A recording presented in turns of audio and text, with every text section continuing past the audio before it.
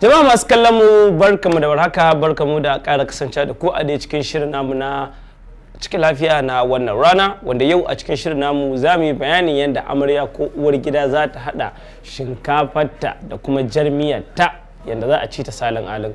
Kuma kada a manta kullum shawarar da muke bayarwa shine a matsayin ki na mace in za ki yi girki musamman shinkafa kada ki dinga bada shinkafa ita kadai, a dan sa mata ko dan koren waken nan ne dan karas din nan a dan yi wasali da shi, wannan yana bada ma'ana sosai.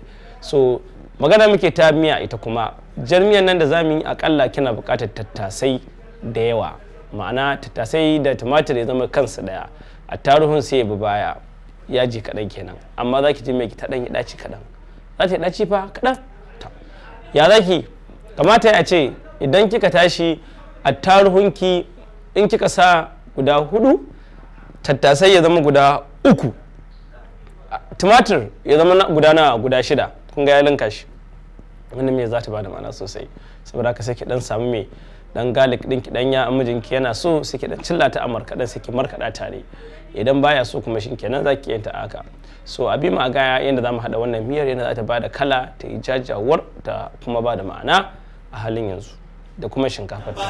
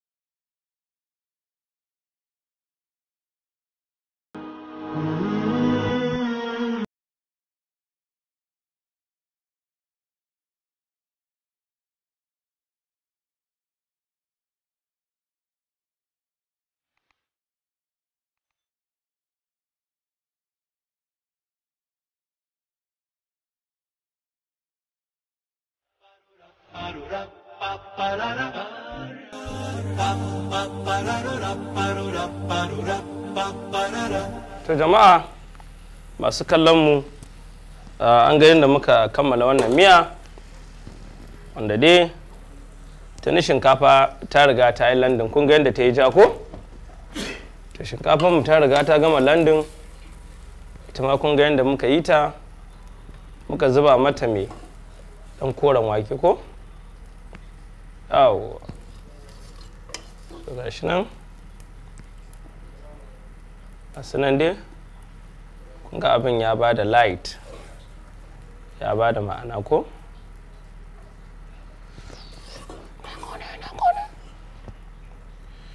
Yawo to jama'a masu kallon mu an gaida mu kammala wannan shinkafa, kun ga yadda ta ba da light, wanda za a tashi kawai haka za a ci ta.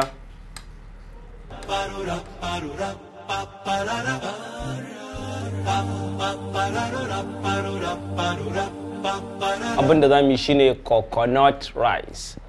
Coconut rice in aka bi mu za a ga yadda za mu haɗa ta. Shinkafar ki za ki samu ki wanke ta, bayan kin wanke ta ki samu ruwan kwakwa ki fasa ki matse iya ruwan in kina so.